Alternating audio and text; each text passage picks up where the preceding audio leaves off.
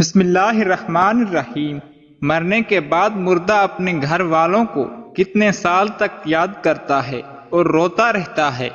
جاننے کے لیے ویڈیو کو آخر تک لازمی دیکھیں۔ دنیا اور آخرت کے بعد ایک اور عالم ہے جس کو برزخ کہتے ہیں۔ مرنے کے بعد اور قیامت سے پہلے تمام انسان و جن کی ارواح حسب کو اس میں رہنا ہوتا ہے، اور روح کہیں بھی ہو جسم کے ساتھ اس کا تعلق رہتا ہے۔ قبر پر آنے والے کو پہچانتی ہے، اور یہ کہنا کہ فلاں کی روح فلاں کے اندر چلی گئی یا اس نے دوبارہ جنم لیا، یہ عقیدہ قرآن و حدیث کے خلاف ہے۔ حدیث شریف میں ہے، جب مسلمان مرتا ہے اس کی راہ کھول دی جاتی ہے کہ جہاں چاہے جائے۔ سعید بن مسیب رضی اللہ تعالی عنہ سے مروی ہے، حضرت سلمان فارسی عبداللہ بن سلام رضی اللہ تعالی عنہ آپس میں ملے، ایک دوسرے سے کہا کہ اگر مجھ سے پہلے کوئی انتقال کرو تو مجھے خبر دینا کہ وہاں کیا پیش آیا ہے۔ کہا کیا زندہ اور مردے بھی ملتے ہیں؟ یعنی فرمایا ہاں، انہیں اختیار ہوتا ہے جہاں چاہے جائیں۔ کیا مرنے کے بعد مردے اپنے گھر والوں کو یاد کرتے ہیں؟ دیکھیں، جب کسی انسان کا انتقال ہو جاتا ہے تو وہ مرنے والا شخص کو یہ معلوم ہوتا ہے کہ ہم اس دنیا سے منتقل ہو کر اس دنیا میں یعنی عالم برزخ میں آ گئے ہیں، اور اس کو یہ ساری چیزیں یاد ہوتی ہیں کہ ہمارا گھر ہے، مکان ہے، رشتہ دار ہیں، عزیز و اقارب ہیں، اور ہماری بہن بھائی ہیں، اور ہماری ایک فیملی ہے، اور یہاں تک کہ جب اس مردے کی روح نکل جاتی ہے، جب اس کو دفنایا جا رہا ہوتا ہے، تو پھر اس وقت وہ مردہ اپنی آنکھوں سے ساری چیزیں دیکھ بھی رہا ہوتا ہے، یعنی کہ اس کی جو روح ہوتی ہے وہ ان ساری چیزوں کو دیکھ رہی ہوتی ہے، اور اس کو یہ پتہ ہوتا ہے کہ اب ہمیں کفن پہنایا جا رہا ہے اور اب ہمارے جنازے کو اٹھایا جا رہا ہے۔ لہذا نیک بندہ تو یہاں تک کہتا ہے، جب اس کے جنازے کو لوگ اٹھاتے ہیں تو وہ کہتا ہے کہ اے لوگو، جلدی مجھے لے کر قبرستان کی طرف چلو، اور بہت جلد مجھے میرے اصلی ٹھکانے میں یعنی قبر کے اندر پہنچا دو، کیونکہ اس کو موت پر ہی پتہ چل جاتا ہے کہ اس کا آگے ہونے والا کیا ہے، یعنی آگے آنے والے جو مرحلے ہیں وہ اچھے ہیں اس کے لیے ہیں، آسان ہیں، سخت ہیں یا مشکل ہیں،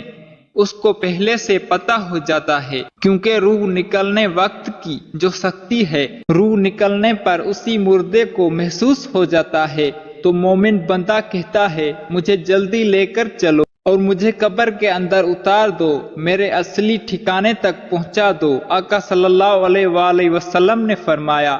دنیا مومن کی قید خانہ ہے، کافر کے لیے جنت ہے، اور جو گناہ گار فاسق فاجر بے نمازی انسان ہوتا ہے وہ چیخ چینچ کر یہ کہنے کی کوشش کرتا ہے کہ تم مجھے کہاں لے کر جا رہے ہو؟ اے میرے بچوں، اپنی فیملی سے کہتا ہے کہ میں نے اپنے بچوں کے لیے بہت زیادہ کمایا اور ان کے لیے گھر مکان بنایا، اور اب تم ہمیں گھر سے نکال کر اندھیری قبر کوٹری کے اندر کہاں ڈالنے جا رہے ہو؟ اسے بہت گھبراہٹ ہو رہی ہوتی ہے، تو وہ اپنی زبان حال سے کہنے کی کوشش کرتا ہے کہ اے لوگو، مجھے مت لے کر جاؤ۔ بہرحال اس کو جب قبر کے اندر رکھ دیا جاتا ہے تو اس کو یہ پتہ ہوتا ہے کہ اب ہم قبر کے اندر ہیں، اور ہماری فیملی ہماری پچھلی دنیا میں ہیں جس میں ہم پہلے تھے، وہاں ہماری فیملی اور ہمارے رشتہ دار موجود ہیں، یہاں تک کہ جب کوئی انسان اپنے کسی مردے کی قبر پر جاتا ہے تو وہ مردہ اس قبر پر آنے والے کو پہچان بھی لیتا ہے کہ یہ ہمارا فلاں شخص ہے۔ اگر باپ قبر کے اندر ہے تو وہ پہچان لیتا ہے کہ ہماری قبر پہ آیا ہوا ہے، ہمارا بیٹا ہے، ہمارا بھائی ہے، ہمارا رشتہ دار ہے۔ لیکن اگر وہ اپنے گناہوں کی وجہ سے سزائیں بھگت رہا ہوتا ہے قبر میں، تو پھر وہ پہچان کر بھی اس کا کوئی توجہ اور دھیان اس کی طرف نہیں ہوتی۔ اچھا، آپ قبر پر جاتے ہیں تو کیا کہتے ہیں؟ کہتے ہیں کہ السلام علیکم یا اہل القبور، اے قبر والو تم پر سلامتی ہو۔ اس سے مراد وہ فرشتے ہیں جو قبر کے اندر ہیں، اور وہ مردہ جو قبر کے اندر ہے اس کو یہ چیز پتہ ہوتی ہے، وہ پھر وہاں سے یاد بھی کر رہا ہوتا ہے اپنے گھر والوں کو جب وہ یاد کرتا ہے۔ اور آقا صلی اللہ علیہ وآلہ وسلم نے فرمایا، بخاری کی حدیث ہے، جب کوئی شخص اپنے کسی مرحوم کے لیے، مردے کے لیے ایصال ثواب کرتا ہے تو جب اس کے لیے وہ تحفہ بنا کر اس کو پیش کیا جاتا ہے تو وہ بڑا خوش ہوتا ہے، اور اس کو ایسی خوشی ملتی ہے کہ اس وقت اس سے پہلے ایسی خوشی اسے کبھی ملی ہوئی نہیں ہوتی۔ جب کوئی بندہ کسی کے لیے ایصال ثواب کرتا ہے جو اس وقت اس کو خوشی ملتی ہے تو بہت زیادہ خوش ہوتا ہے، تو بہرحال وہ اپنے گھر والوں کو یاد کرتا ہے۔ جو گنہگار بندہ ہوتا ہے اسے یہ دنیا بہت یاد آتی ہے کہ ہم بہت عیش کی زندگی میں تھے، کیونکہ اس کے لیے وہ جنت تھی۔ گناہ گار کے لیے تو وہ بڑا عیش، وہ سوچتا ہے جو ہماری وہ زندگی تھی دنیا والی، وہ اس زندگی کو بہت یاد کرتا ہے۔ لیکن جو نیک بندہ ہوتا ہے تو وہ اس کے لیے دنیا قید خانہ ہوتی ہے، اور جو قبر عالم کی جو زندگی ہے، یعنی قبر کی زندگی جو ہے، برزخی زندگی ہے، وہ اس کے لیے جنت والی زندگی ہوتی ہے، کیونکہ اس کے لیے قبر میں جنت کا بچھونا بچھا دیا جاتا ہے۔ نیک بندے کے لیے قبر میں جنت کی کھڑکی کھول دیا جاتا ہے، اس کو جنت کا لباس پہنا دیا جاتا ہے، جنت کی خوشبوئیں قبر کے اندر محسوس کرتا ہے۔ وہ نیک انسان جو نیک مردہ ہوتا ہے وہ بڑی راحتوں میں ہوتا ہے، تو اس کے بعد اس کو دنیا کی کسی طرح کی کوئی ٹینشن، کوئی فکر اور پریشانی نہیں ہوتی۔ اب وہ اپنی اس زندگی میں ہوتا ہے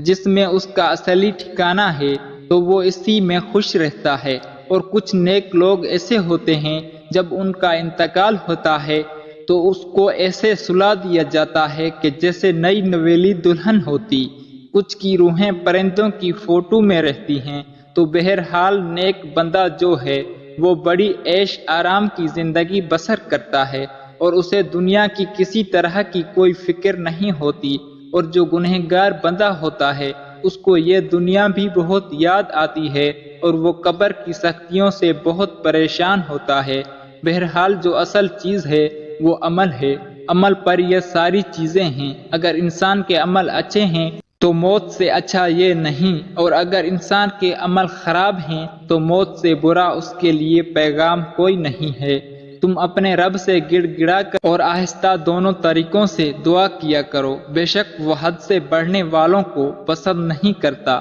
رسول اللہ صلی اللہ علیہ وآلہ وسلم کا ارشاد ہے، جو مسلمان میت کی نماز جنازہ 40 نماز ادا کریں جو اللہ کے ساتھ کسی کو شریک نہیں ٹھہراتے، تو اللہ تعالیٰ اس میت کے حق میں ان کی سفارش کو ضرور قبول فرماتا ہے۔ دوسری روایت میں آپ صلی اللہ علیہ وآلہ وسلم کا ارشاد ہے، جس میت کی نماز جنازہ امت مسلمہ کے 100 افراد ادا کر کے اس کی شفاعت کرتے ہیں تو ان کی سفارش اس میت کے حق میں قبول کی جاتی ہے۔ امام ابن قیم رحمۃ اللہ فرماتے ہیں، نماز جنازہ کا مقصد میت کے لیے دعا ہے۔ قبر کے پاس کھڑے ہو کر دعا اور طلب مغفرت کرنا۔ حضرت عبداللہ بن عمر رضی اللہ تعالیٰ عنہ سے روایت ہے کہ رسول اللہ صلی اللہ علیہ وآلہ وسلم جب میت کو قبر میں رکھتے تو فرماتے اللہ تعالیٰ کے نام سے اور رسول صلی اللہ علیہ وآلہ وسلم کے طریقے پر نیز۔ حضرت عثمان بن عفان رضی اللہ عنہ کی روایت ہے، وہ کہتے ہیں کہ جب رسول اللہ صلی اللہ علیہ وآلہ وسلم میت کی تدفین سے فارغ ہوتے تو قبر پر کھڑے ہو کر فرماتے ہیں، اپنے بھائی کے لیے مغفرت کی طلب کرو اور اس کے لیے ثابت قدمی مانگو، اس کے لیے کہ ابھی اس سے سوال کیا جائے گا۔ تو اللہ رب العالمین کی بارگاہ میں دعا ہے، اللہ تبارک و تعالی ہم تمام لوگوں کو خوب اچھے اور نیک عمل کرنے کی توفیق عطا فرمائے، آمین۔